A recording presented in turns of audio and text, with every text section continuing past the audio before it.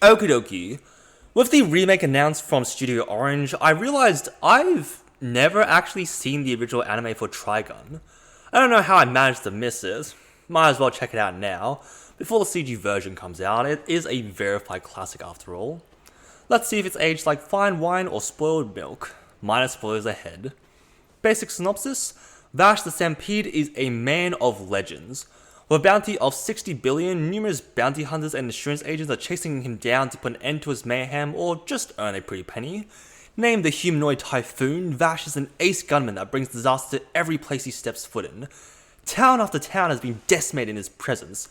Destruction seems to follow this man no matter where he goes. Just who is the man behind the myth? Well, Vash doesn't seem like all that much from the start. I completely understand why some people can't believe what they see when the humanoid typhoon is just so carefree. Goofball comedy is so of its time. I've rarely been a fan of it, either finding it to be completely ignorable or absolutely annoying. Goofing off can only rely on so many cliches, it's neither smart nor amusing most of the time. Luckily enough, Trigun is the former. Vash's quirks as a dopey wannabe playboy is easy to stomach. I even laughed a few times. Womanisers are a bit boring though. It's such a weirdly popular trait for main characters. I would say it's a relic of character writing, but Seven Deadly Sins exists. Although even that is nearing 10 years. Vash, however, seems to actually turn down opportunities for cuddle buddies, which I guess you can explain as him keeping people at a distance due to his past and his scars. Damn, he's got a number done on him. But also contradicts his desire to go skirt chasing. I guess even brooding outlaws get caught at night. And a gunman who won't shoot is an interesting concept. It takes a while for Vash to actually pull the trigger, and he definitely lives up to his fame. I'm honestly more impressed by his ability to dodge than his ability to shoot. He's so good at avoiding harm, he can stop a gun's hammer with nothing but chewing gum. There's just something about a seemingly comic relief character suddenly becoming badass that is still to this day really fun to watch. And honestly, the anime did a good job of showing his skill even before he took action. It takes a while for someone to actually hit him, and before that, he had been fired upon hundreds of times without being hit. Being able to make it out without a scratch is proof that there's something more to this blonde up slick. Wait, what the fuck am I saying? Being able to make it out without a scratch is proof that there's more to this slicked up blonde. It never felt unnatural for Vash to suddenly turn the table and dominate the duel.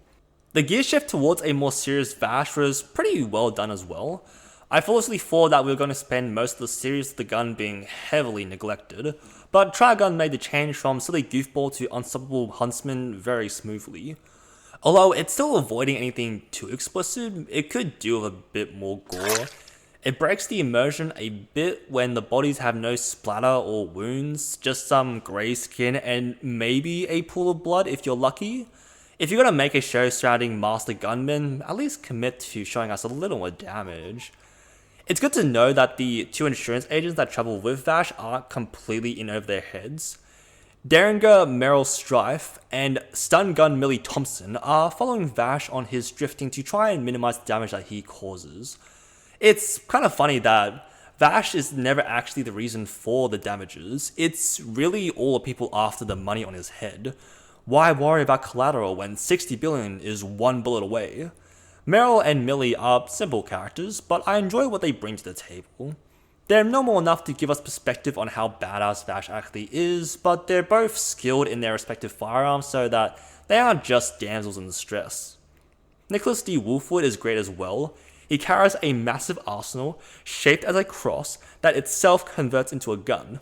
That's cool as fuck! What other way do you symbolize a man carrying his sins by having literally carried this cross that Jesus forgave our sins on? He also provides a nice foil to Vash, a priest he will kill if needed, to look out for the majority and to comment on Vash's goody two-shoe streak. It's honestly my favourite character because he's the closest to my rationale, a guy that will just do whatever needs to be done. It is unfortunate how much of influence Vash has on the people around him. I do think the philosophy of no one has the right to take the life of another is a bit of virtue signaling. It's one extreme against the other. The unrealistic ideal to save everyone and the cold logical take to make the necessary sacrifice. It's similar to Batman's ideology to never kill. but at least he makes attempts to put them behind bars. Vash just lets his opponents go most of the time, to let them either get arrested, assassinated, or go off on another killing spree. A final bullet, or even just doing a better job of taking away their weapons, would go a long way.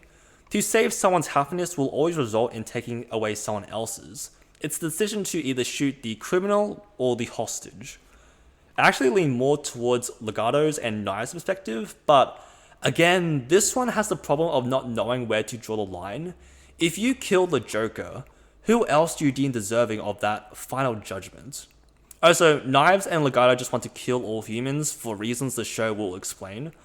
You can say I am missing the point, a man's endless struggle to stay true to his ideal, and I think the final message does a great job of wrapping up what the show was trying to say, but I can't help but still be annoyed while watching. I am curious to see where Studio Orange goes with this. I don't think anyone worth their salt will be that disappointed by the CG animation when you have heavy hitters like Land Illustrious and Beastars as their past works, but I will admit I'm still deciding on how I feel about the character designs. Although, one thing I am excited for is the fluidity. I know Studio Orange knows how to animate character movement, and I can't help but salivate at the idea of how they would display Vash's ability to dodge bullets from point blank range.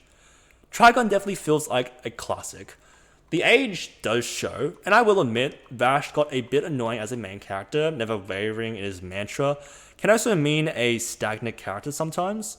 This is due to my own personal philosophy though. I'm usually not a fan of these type of characters, the ones that are stubborn about what they believe in. I completely understand if you disagree with me on this point. I understand why his character was written this way, but his carelessness is just a constant gripe for me. However, for the most part, it's still a very enjoyable show that more people should check out. I'm still excited to see if we will be getting a remake, prequel, or maybe even a sequel to further explore the world of Trigun. I do wonder what else there is to Vash's story. Let me know if I should check out the manga. I heard Maximum is pretty well received. Thanks for watching, we'll love to see your thoughts in the comments below. Like and subscribe for more videos. Let me know if there's anything you want me to cover. I like to talk about anything that interests me. That's all I wanted to say. I hope you all have a good rest of your day.